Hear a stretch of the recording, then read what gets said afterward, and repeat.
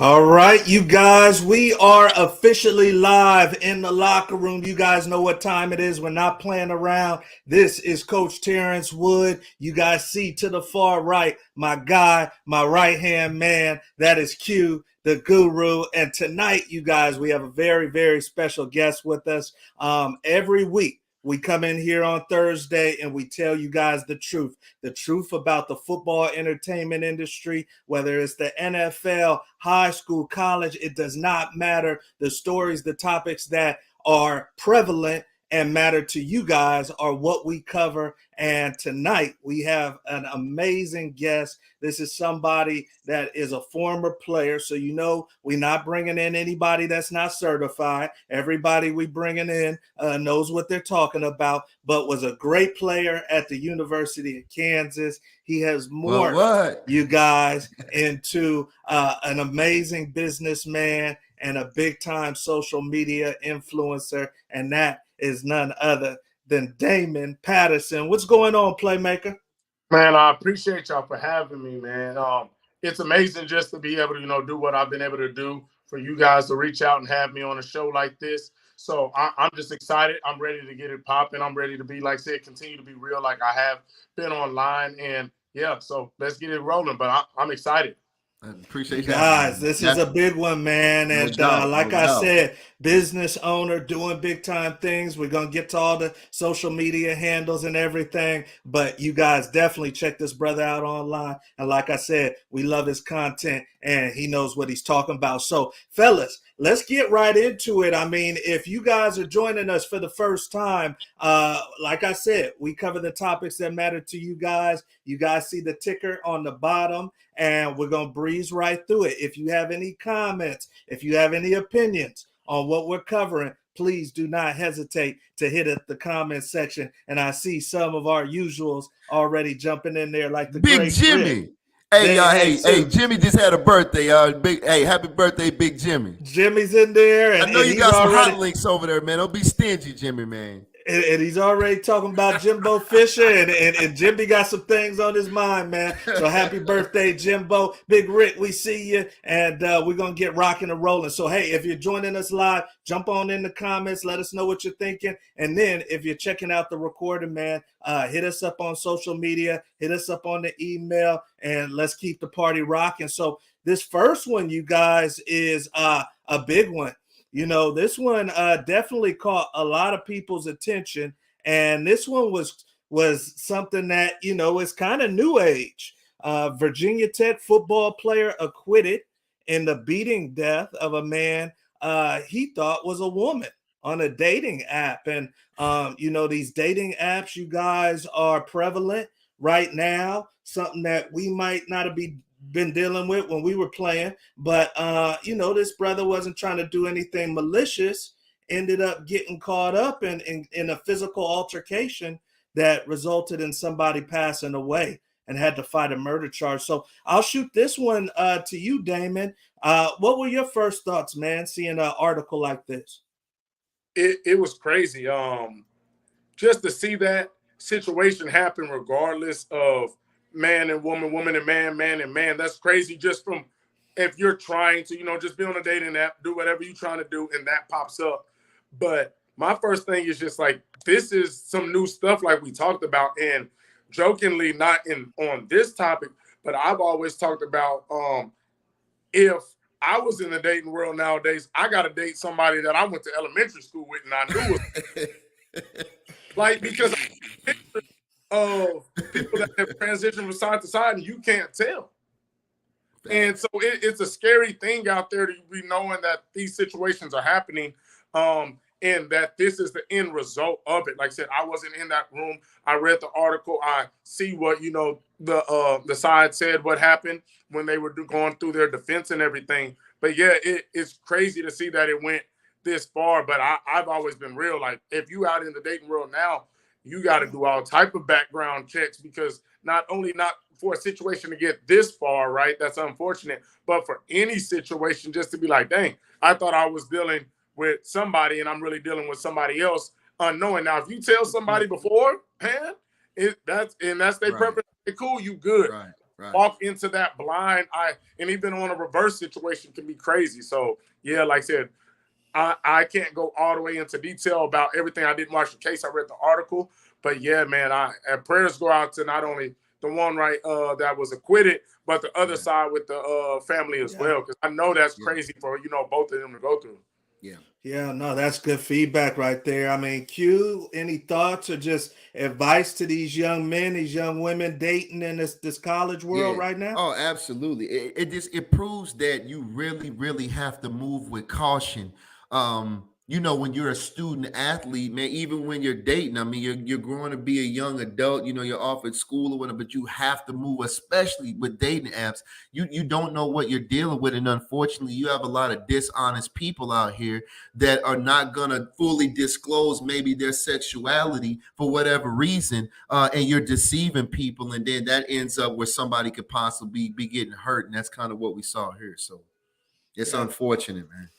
You guys take your time. Take your time. If it's a real good person that might be long term for you, they're not going nowhere. Take your time on this dating and these dating streets. Yeah, get baby pictures. Get baby.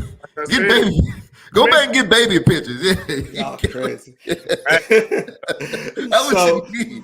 We are on to our next topic. You got might not be bad advice though, y'all. I'm telling you. We are on to our next topic, and this one definitely caught my IQ. The enemy was a former coach of mine, fabulous coach, and former player for him, LaShawn McCoy, who had at one point one of the top running backs in the league, said he doesn't think the enemy will ever go past offensive coordinator. I know he's been up for head coaching opportunities. He's been bypassed. People wondering why. Is it the color of his skin? And he's definitely got the resume with the Chiefs. And LaShawn McCoy says, hey, man, it's about how he deals with his players.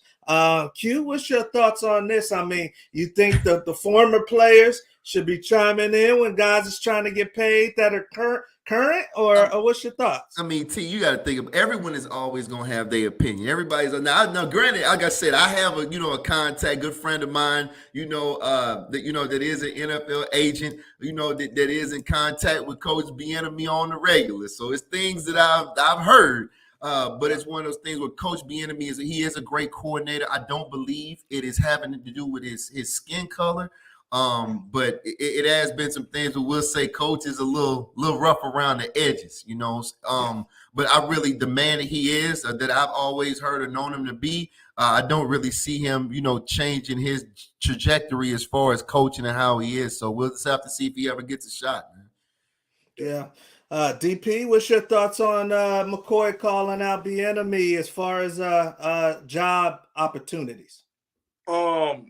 I think we all have a duty, regardless if it's a black man, right, to speak the truth. Because if you don't, like, if McCoy is not real, if us three aren't real as a black man, it loses credibility on things that we're trying to say on other things. I think it's all about how you go about it. Are you trying to say your truth? Or are you trying to spit facts? Or are you just, attacking somebody? I also have a contact as well. I train guys. I'm in the league. I got coaches that are in college in the league now, and I've heard things too as far as like, hey, he's a blunt guy. He does this, that, and but it is, like I said, I don't personally think it's skin color. And like I said as well, it's been how many years and how many interviews that he's got passed over on. And we do know one thing about the NFL: if you're going to give an owner a chance to win and make more money, they're going to, put themselves in position. So it has to be something that they're feeling like he's not going to give us a chance to win because of X, Y, Z. And maybe that is player communication, because we know as players, guys will run through a wall for a certain coach, regardless of how bad it is with X's and O's. Yeah. And you got a guy that can be a genius, and you're like, bro, but I really don't feel you like that. You can't really relate to me. Yeah. That's a big thing. So it could be something. And then I watch I Am Athlete, and if you do watch I Am Athlete, Shady loves Shady. Right. And I also understand in his part of the career, right, where he was at. Right. Shady, you ain't doing do. But he remembers himself as Eagles Shady, Bill Shady. Right. He ever told me, telling me. Right. So now, even if he said it in a nice way, he's never heard that before, so it comes off in a certain way. So I can understand both sides because I do watch Shady, and I even see how he interact with Brandon Marshall and the other guests on there. Like, who are you talking to? You know what I mean? Crazy word. Like, yeah. Facts. Yeah. No, that's a good. Yeah, I feel you on that. That's for sure. Like I said, Coach, he just doesn't have a filter. He has no filter. Yeah. And I see the great Andy Peak, former teammate of mine who also played for Coach Bieniemy, says an awesome person and coach. Love playing for him in Colorado. And he is to the point, man. If he doesn't like you, you're going to know about it. But if he likes you, he's going to go to war for you. And it was probably just him and Shady not getting along, and both guys are just pretty blunt. So we are on to our next topic. And thank you for joining us. If you're joining us in the locker room, you are welcome. Keep coming back. This is every Thursday live. You're dealing with people that all played at a high level. We want to speak the truth. We want to bring you what's real. If you have any comments, opinions, do not hesitate to put them in the comment section. We're on to this next topic, you guys. And Q, we always talk about how the industry will keep giving you content, man. The industry, and unfortunately, sometimes it's bad stuff. And this young man from TCU, and you guys might have heard of him because you guys are out in Texas, but played for Minnesota and had recently signed with the Cardinals, passed away, only 25 years old, guys. Man. And this young man is no longer with us, and looks like a little bit of speeding. One thing I wanted to throw at you, Damon, a lot of GMs, coaches, even college coaches, they dread the off season because there's a lot of time on these young men's hands and things happen. In your opinion, is there any way to curb that or maybe minimize some of these instances we see in the off season? I wish I had a good answer for the way to curb it or minimize it. I think the way for that to be curbed or minimized is only in certain people, and that comes from how you were raised. Like, a coach can't tell you anything if you grew up a certain type of way, because you got to realize, I tell people, if you're still willing to put yourself in certain positions, and you see Patrick Mahomes getting $500 million, Deshaun Watson getting 230 guaranteed, the wide receiver making $30 million a year. If that's not enough to say, hey, I don't want to get in trouble so I can, because I have an opportunity to get that, it's not going to happen. So for like when I was in college, anytime and even to this day, I'm 32. When I think of something that I want to do, I don't even think about myself. I'm like, dang, if I do this and this happens, what are people consequences? They're going to be like, dang, that's Damon and Lisa's kid. So like, I feel like it's more how you are raised, because I know people who have no fear of getting in trouble no matter what the amount, because they've been in trouble so much their parents never held them accountable. So if you've been held accountable, there was nothing Coach Mangino, Weiss, Gil could tell me that I had not heard. Like, I never feared, like, oh, what are they going to think? They're coaches. I'm thinking about my parents. So there was never a thing of like, oh, are you doing this after 3 o'clock? Because because that's not how I was raised. So I don't think coaches can do any more than, provide you resources. But once you leave the building, it goes back to how you were raised and how you move when you're alone. Like that is what it is. Nice. You can't be there at 2 o'clock in the morning with you as your coach. I got 105 guys. So, so that, I think that comes back more to like the way you were raised and what is your limitation, or how much will you pass those limits of, what's right and wrong from how you were raised.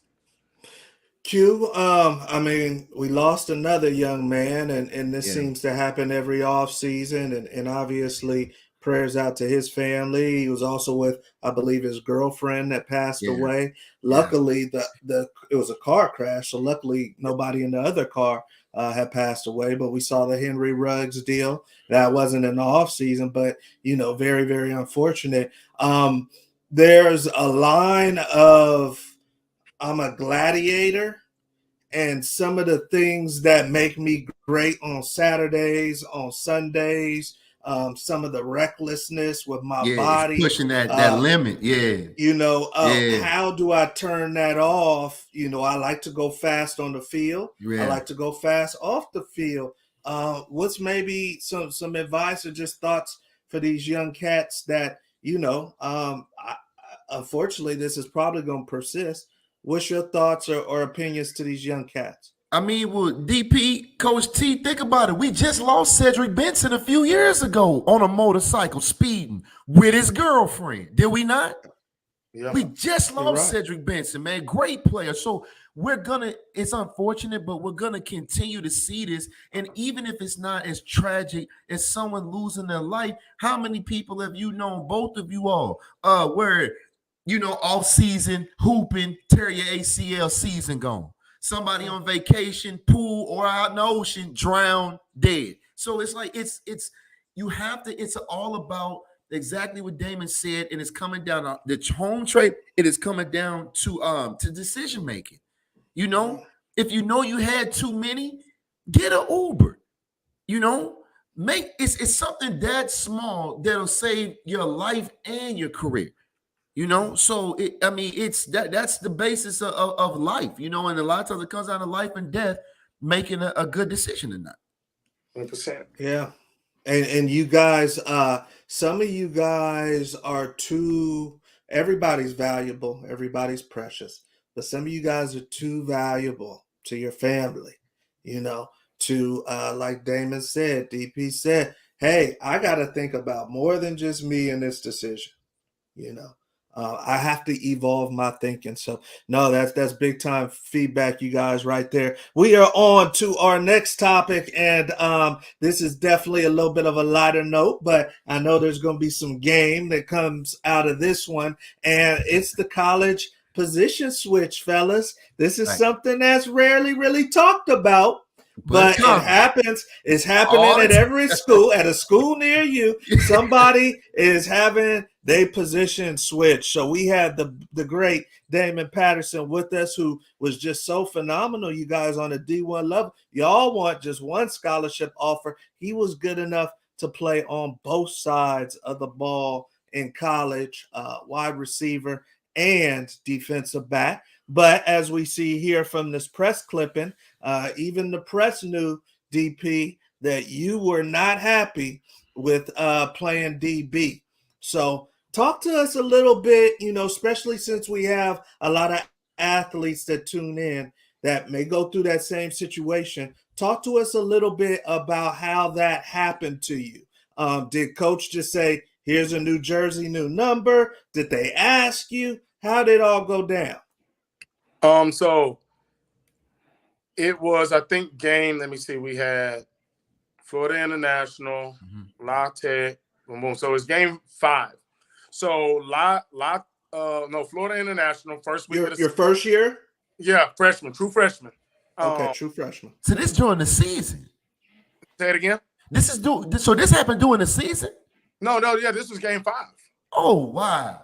So my true freshman, I was one of 3 people in the nation to start on both sides of the field, and I was a true freshman. It was like a red shirt senior and a red shirt junior. And then, mind you, at that same time, I was starting to kickoff return and punt return as well. So I had just, I'm the only true freshman playing, and mind you, I'm playing 4 positions now as a true freshman. That's crazy because so week 1, Dexton Fields, our starting slot, he was supposed to play 2 series. I played 1. Okay. He was on break the receptions record and yards record at KU. But I came in balling, and Beatty, who was the new receivers coach, was like, yeah, I understand what you're trying to do, but this dude is different. He's going to play as well. Like, we're not sitting him on the bench. No doubt. 2 series go by. We hadn't scored versus Florida International. So there's an ADP. We figured we would at least have 7 by now. We'll let Dex go back out. Let's get on the board. He goes across the middle, gets flipped. Basically, flipped. And he breaks his big toe. So I'm the starter after the 3rd series now of the season. I go out there. I actually make 2 really good catches, and I had like 4 punt returns, 135 yards on those returns. Between 4, 75-yarder where I jumped over the guy. So that's week 2, maybe 4 more punt returns, averaged like another 25 yards return. Had 8 catches, 140-something yards, and 2 touchdowns. Ball. So I'm going back injury on one of the plays. I get speared in the back. Okay. So I get not a bad back injury, but it actually kept me out of practice the next week leading up to South Florida because I kept getting spasms. It was a bad bruise. Right. So once that happened, I couldn't practice. So we go out there on a Friday night versus South Florida. And this is where I actually looked at the game randomly because I was trying to find some clips for something. Okay. I got hit very hard on the second play of the game. Like, dude ran through my chest. 13 versus like 19. Friday night game, ESPN game. Right. Didn't have a good game. I dropped one ball on a first down. They really didn't go back to me, and I was open on a play as well as the receiver behind me. We ran double slants. He was too close to me, so when the ball was thrown, he was directly behind me. If you know when you run slants, somebody should be here. Yeah, that's spacing. Yeah. On the level, and the ball was high. I thought it was intended to me, so I jumped up to try and grab it with one hand. I tip it, don't catch it. He was wide open in the back of the end zone. We have to kick the field goal. Long story short, we're winning 20-3. Okay. For South Florida. They come back and beat us. Okay. I'm like, okay, bad game, whatever. Well, that week, I had 3 meetings with the offensive coordinator. Okay. 3 meetings with the wide receiver coach where they basically blamed me for our loss versus South Florida. I was like, how, coach? I dropped one ball, and y'all pretty much didn't throw me the ball the rest of the game. We was up 20-3.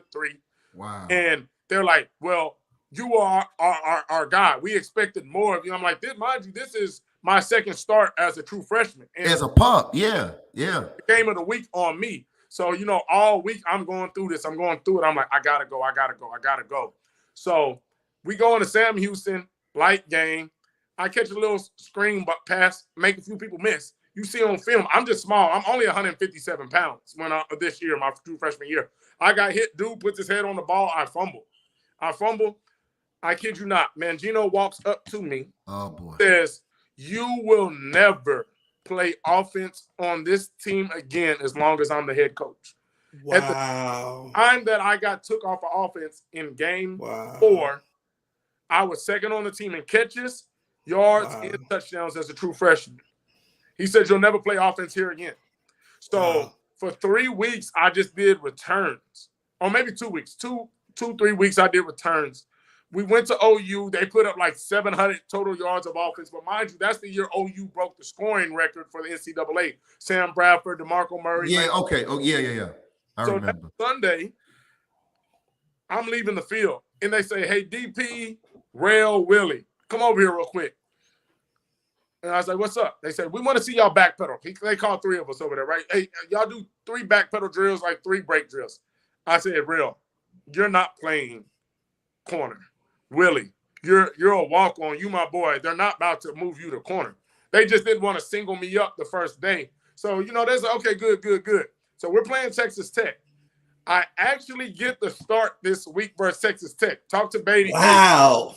You're starting versus Texas Tech at wideout. So on Tuesday, because, we're off Monday, on Tuesday. Yeah, of course. They say, okay, we do our team meeting, go over the game plan, what we got for, just team stuff. They say split up offense and defense. I walk with offense because I'm starting again this week.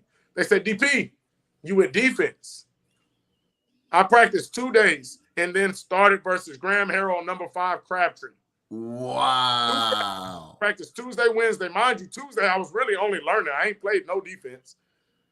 And then Wednesday, I kind of got to walk through it. So I had basically a learning day and a walkthrough day and started versus Texas Tech.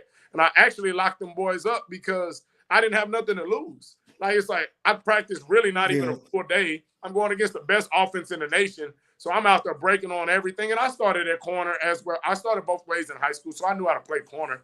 But I locked them up. Went and started. So I started dime package versus Tech. Next week versus K-State, I actually started base. Okay. K-State up. So there's after that, there's hey, you're playing corner for the rest of the season. Ain't no getting beat. You're a corner now. So there ain't no willy-nilly free play. So I say all that to say it wasn't me being disgruntled at a position change. It was the fact that you can be a true freshman, second in every receiving category, and they're done with you that fast. And it can happen. Where's once again, like I talk about, where's the development?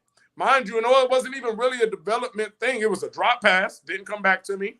And a dude put his helmet on the ball. I'm out there balling. At this time, when I get taken off of offense, you know, they do all the little rankings. I'm a shoe-in as long as I keep doing what I'm doing. I'm going to be a freshman All-American type stuff. So I'm thinking about that, and then all of a sudden I'm on the bench, and then I go to corner. But I would say, to make the long story a little shorter, is once they move me over there, you have to embrace it. Because not only that did I start for the rest of the year and never lose my job, I was our #1 corner my sophomore year, and that's with Chris Harris Jr., who's 11 years in the NFL. So Chris Harris Jr. was actually going into that season our 3rd cornerback. After the first game, our 2nd corner kept getting beat. We was playing like, you know, a Division I AA team. And that's when Chris got inserted back into the starting lineup. I got you. If anything, embrace it, because when I went over there, I wasn't pouting about anything. When they asked me about it, I would just tell them, like, I just don't, you know, understand how this happened so quickly. I'm not going to go in because Mangino's still my coach, right? So I'm still saying the right things, or if not, you know, I'm not on the field. You understand where Mangino was from, but you got to embrace it. I worked on it just like I worked on wide receiver. I was, like I said, I was strapping boys up. I put some of the highlights on my thing. So you see, like, boys wasn't coming to my side and getting nothing done just because I played receiver earlier. So that was the biggest thing, is if you get. So you finished your career on defense? No, so when Mangino actually got fired, I immediately went to coordinator and told him, I'm not playing cornerback no more. I'm moving back to receiver. I said, and I want to be at KU, but I'm not playing corner. So I said, I go back to receiver, or I got to leave. And then that next year, I ended up having a good enough year to be on, which was my junior year. So that following year, I was on a preseason Blitnikoff and had a 5th. So I went 4 games at wide receiver, played a year and a half at corner, went back and played a year at receiver. And then after that first year back at receiver, I had a 5th round draft grade at wide out. It was on a preseason Blitnikoff award team. But yeah, so now, it was all over the place at KU. Now but here's the thing about it, man. I had no idea, because I hadn't seen that since Charles Gordon. Yeah. He was the only other dude other than yourself I seen literally at our school pull that off successfully. Yeah. So that's phenomenal, man. But again, I mean, Coach T, even you know, those of you that don't know, you know, Coach T was a prolific, great DB. But Coach T, you were a quarterback.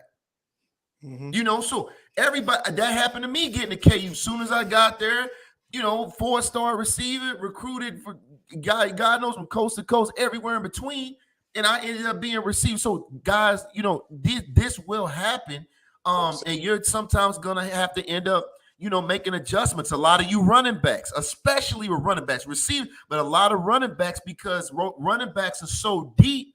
Some of you guys are gonna end up being at safety or corner. That's just gonna be, you know, your fate. And like, you know, DP saying, you're gonna have to embrace it and ball, you know, and you can make the best of it and still eat out there. Yeah, I think at one point, I think we had 70% of our team had a position change. 70%.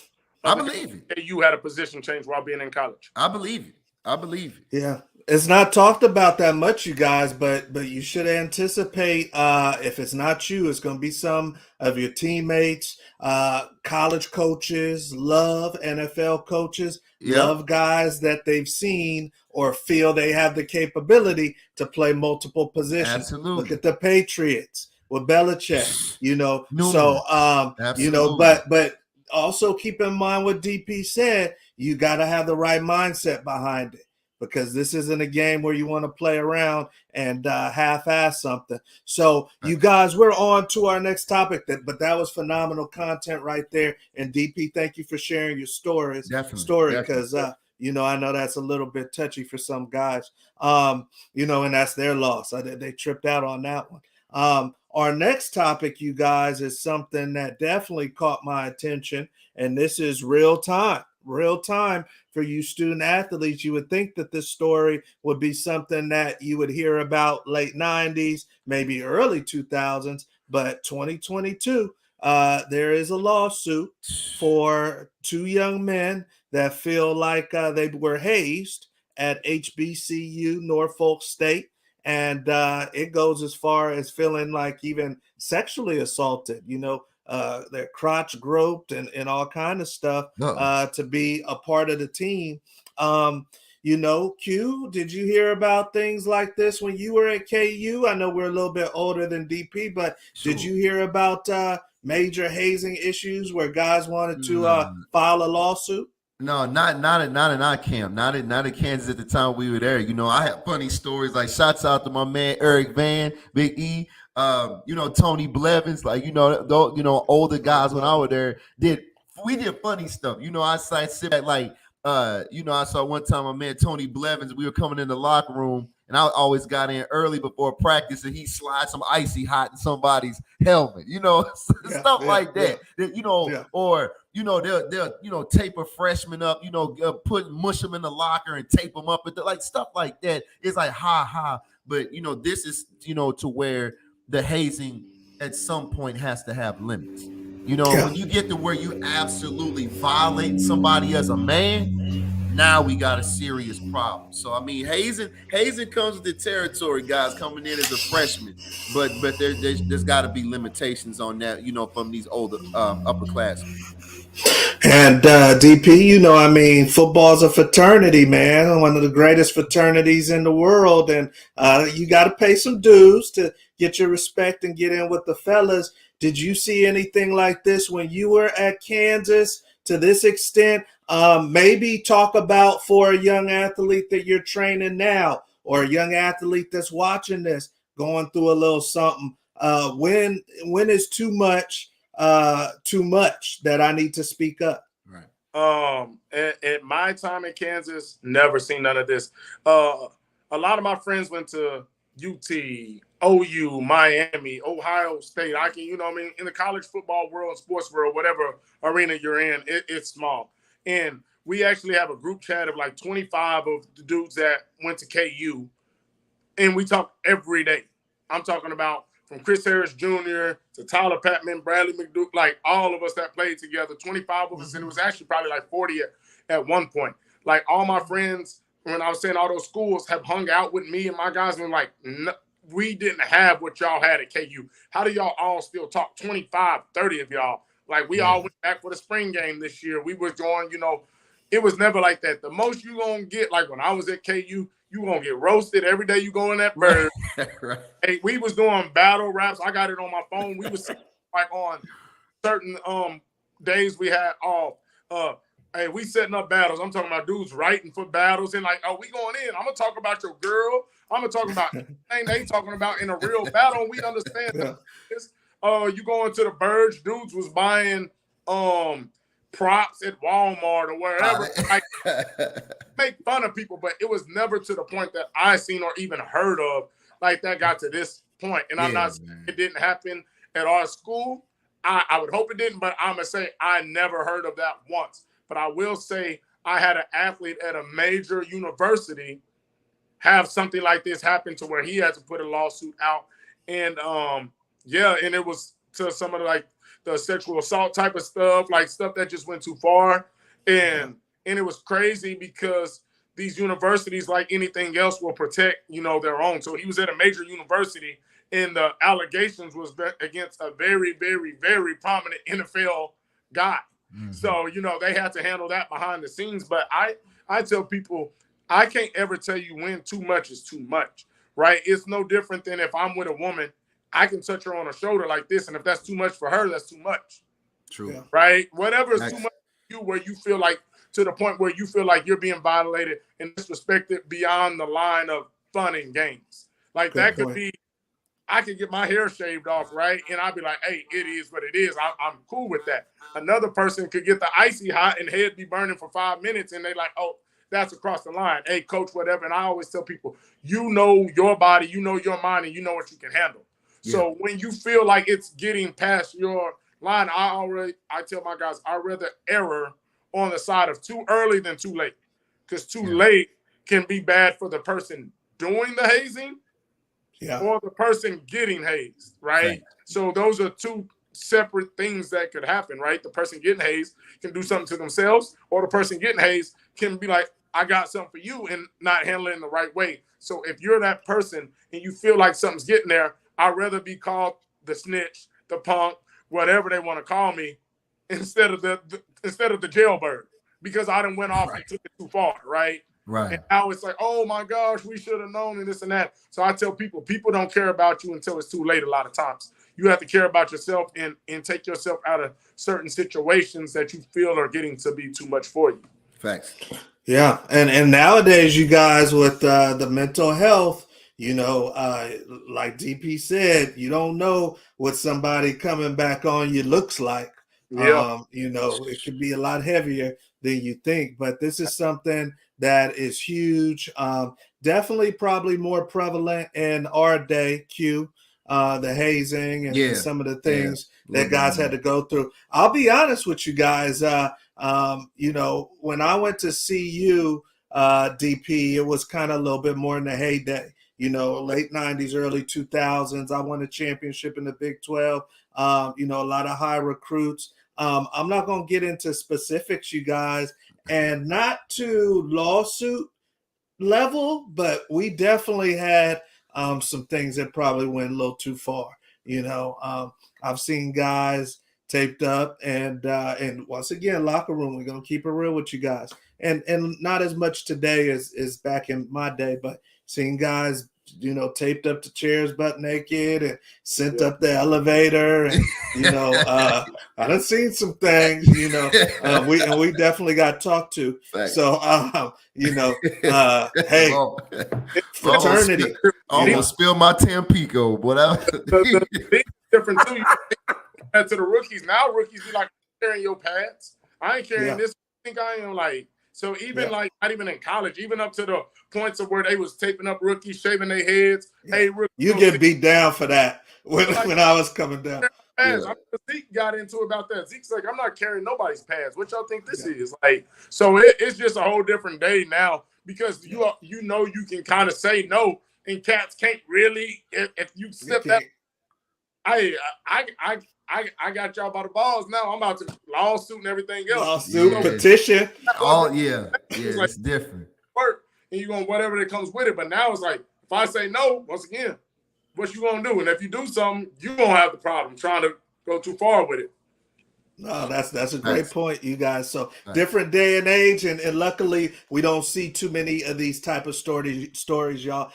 We are on to our next segment, and DP, I know this is your first time in the locker room, man, but this is the segment that people are waiting for. They love the lightning round, and the lightning round is where it goes down. So this is our version, you guys, if you're joining us for the very first time, of word association in the locker room, where our guest has 60 seconds to say the first thing that comes to his or her mind.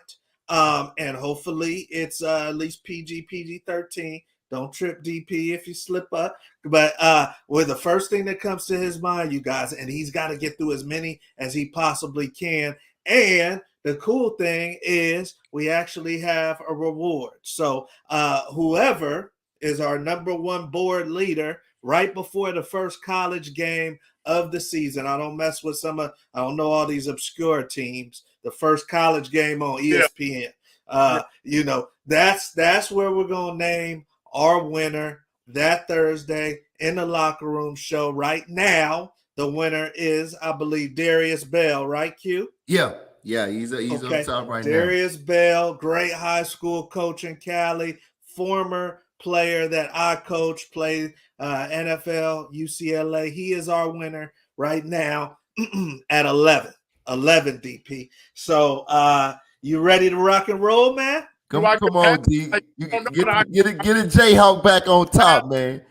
I got you. We gonna roll. Come on, make a play, baby. Because Neesmith, the great Jayhawk safety, was number 1 and 9 for a little while, and then Coach Biriani caught him, and then we moved on to Darius. So let me cue up the stopwatch. I know you're accustomed to the stopwatch from your days at KU, and I'm not going to cheat you because they've been accusing me of cheating.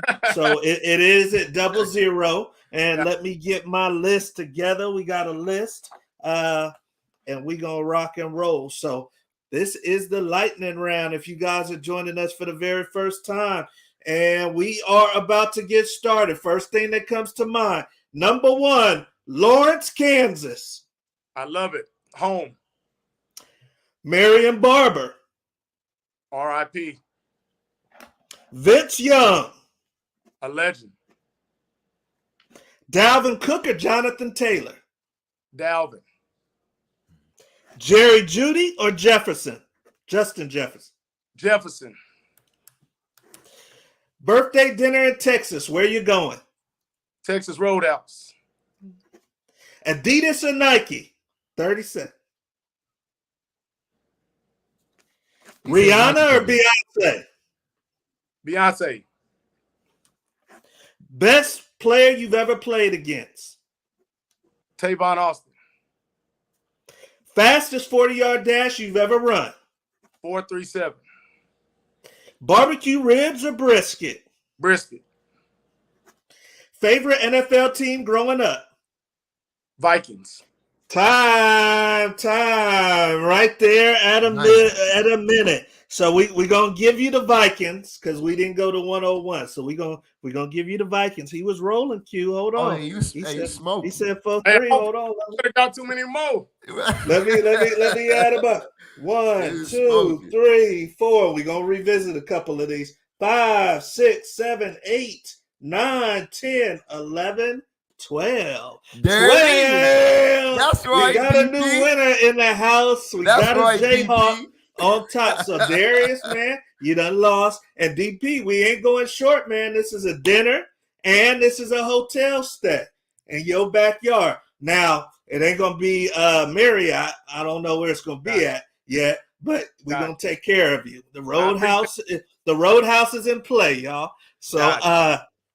So 12, that was big. Now let's revisit a couple of these. Played against Tavon Austin, huh?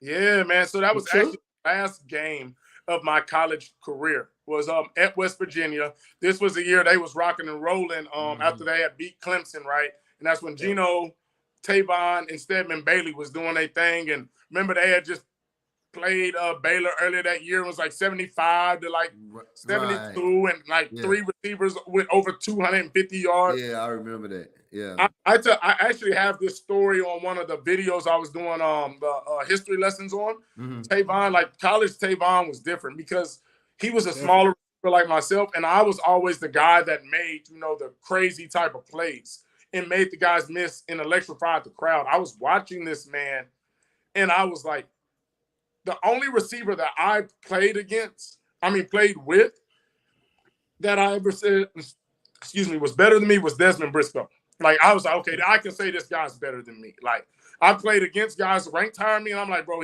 look at his quarterback, look at the opportunities, look at the team. Right. Put me up there. I looked across the field on West Virginia, and I was like, there's levels. I'm not like I'm super nice. I'm not like and I said it on the video. I was cheering for Tavon Austin on our sideline. I'm like, throw this man the ball. Like, that's what type of show it was, where it's like, forget the game. Like, this is a generational type of player that we're seeing right now at West Virginia. And, like, he on the side, like, going crazy. I'm on the sideline like, oh, my gosh, do y'all see this, man? Like, I'm in the stands with it. So, yeah, I love Tavon. Yeah, you brought up Justin Jefferson over Jeudy, and I could respect your word here because you got the receiver background. What makes you say Jefferson over Jeudy?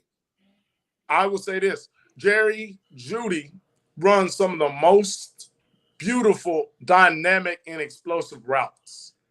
But I'm also a guy on what have you done for me? And Jeudy didn't have the same quarterback as what Jefferson had. True. But Jefferson hasn't had the best quarterback compared to a lot of guys, and he has the most yards ever to start the first 2 years of a career and the most catches. I can only go by production. I get into arguments a lot of times with guys about this and with OBJ about how good he is. But I'm like, we can't keep putting like guys at the top when other guys are continuing to perform, and we're saying, well, his quarterback, I understand that, but I'm looking at what Jefferson does. It's one thing if Jefferson had yards and it's just like, but they're force feeding him the ball and it's not high percentage throws. And right. Dude is a monster. Like, he is. Don't just happen with all these receivers in the league to be best in the first 2 years, right? And you're still looking high. And mind you, it's not Brett Favre. It's not Aaron Rodgers. It's not Patrick Mahomes. It's not Tom Brady. Kirk Cousins was fighting to get a contract for a long time. He makes some good plays, but it's still Kirk Cousins. It ain't Tom Facts. Brady throwing him the ball. No, That is great. true. And the thing about Judy too is Judy, although a great route runner, but he's had a history of drops too. Jefferson's not dropping nothing. Yeah, I like Justin, man. I had to think about that. It was Jefferson, Tyreek, Cooper Kupp, and somebody else. It was the four receivers who were cutting a lot of people saying Jefferson. I was like, honestly, I like Tyreek and Kupp and some of these other guys better because of names, but I'm just looking up pure production.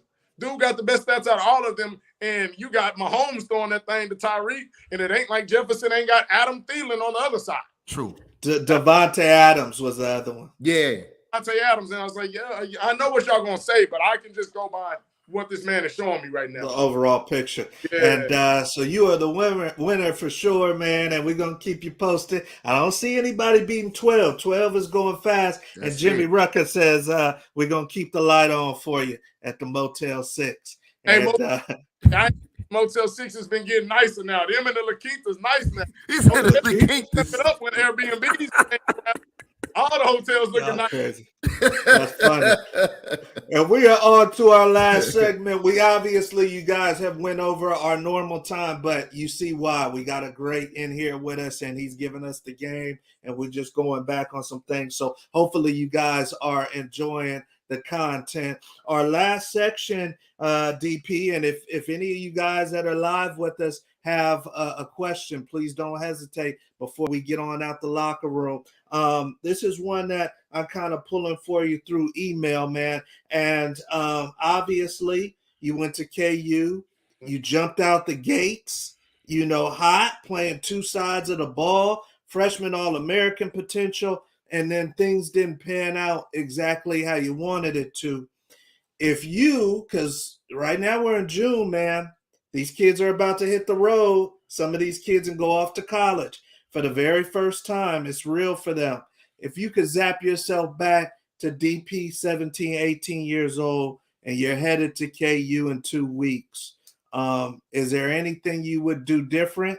Is there anything that you would be clocking a little bit more? What would be on your mind 2 weeks before your whole career in front of you? I would say, knowing what you know now. Yeah, knowing what I know now, I wouldn't change much. I was a guy, like I said, I graduated in high school with a 3.78 GPA. I was the only person to graduate in my recruiting class on time. I actually was done early. So that's what's always big for me is school.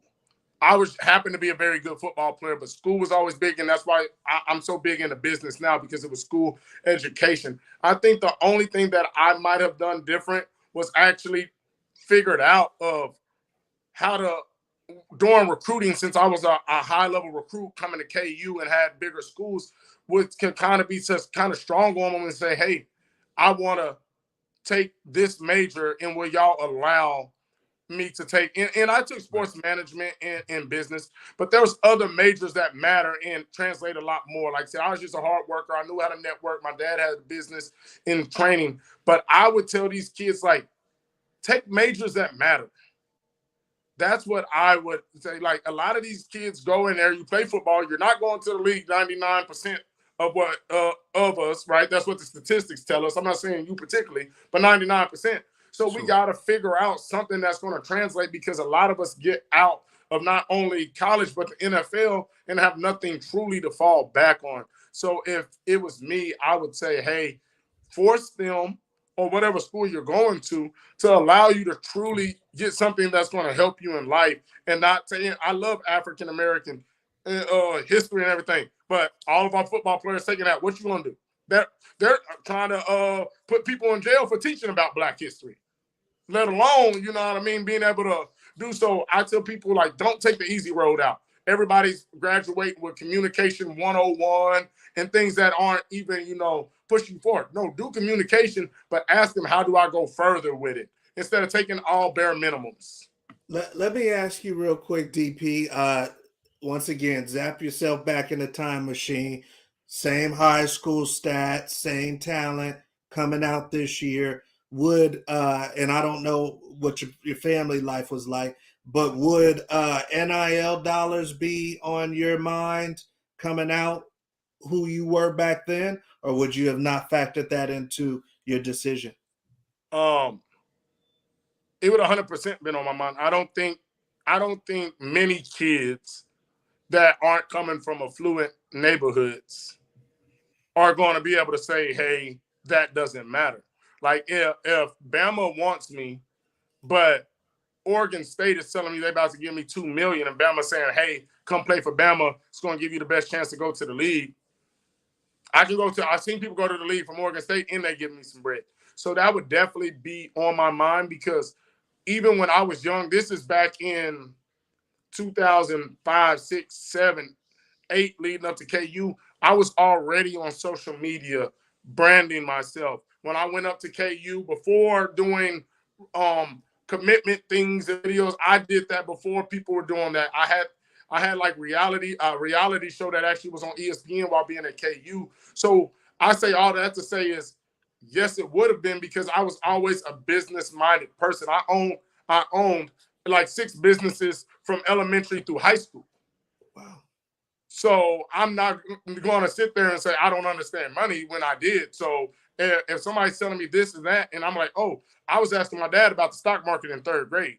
So if I was doing that in 3rd grade and somebody says I get 1.5 and I say, oh, this, and this, I don't care if I don't make it to the league in 5 years, 1.5 might be 3. And depending on how good the market is, could be 4 or 5. So, you know what I mean? Just depending on whatever it is, it would 100% sway me in a way not to go to a school that has just no chance in my best interest at heart. But if it's a OU in a Texas, or Ohio State and Alabama, and y'all are comparable, we talking about and the money's on lopsided, I gotta go over there. Yeah. Facts. Q, what about you, man? I mean, really being honest with where you were coming out of high school, do you think that would have really swayed your decision? Somebody trying to throw some money at you? Oh, absolutely. I mean, having that opportunity of really understanding, the aspect of business, period. Again, that's what, before you go pro is, that's what we're here for, to explain that to these young athletes. But yeah, as far as myself, I mean, assuming that I didn't stay with baseball in the first place, I was already playing out of high school and getting paid. It would be one of those things where definitely be going, with an NIL deal for sure, yeah, I mean, this is a game of finances, man. Absolutely. This is a land of Brinks trucks, baby. 100%. No doubt. Well, hey, you guys, that is it for tonight's show. Amazing show, Damon. I mean, you're killing it, dude. And obviously, we see why. Thanks for coming on the Locker Room Show, man. And keep up the great work, okay? Man, I appreciate y'all, and definitely looking forward to getting back on here. I had a great time. Oh, definitely. DP, we appreciate you, man, for sure. And where can people reach out? Where's the best spot for people to get some more? DP2 Nice, DP the number 2 Nice on Instagram, on Twitter, Damon Patterson on Facebook. But yeah, find me on Instagram or Twitter at DP2 Nice, and then just Damon Patterson on Facebook, and then I have a business page, The Raw Power Team, on Facebook as well. Nice. Definitely check him out. Great content, y'all. Y'all definitely go check him out on IG and the other platforms. Amazing content, man. Keep up the great work, brother. Have a good one. Thank you. I appreciate y'all. Y'all have a good night. All right, J-Hawk. Take care. Hey, man. So that was a good one, Q. Yeah. Amazing what he's been able to accomplish. And like Q said, go check him out. You guys, we're going to bring you the best.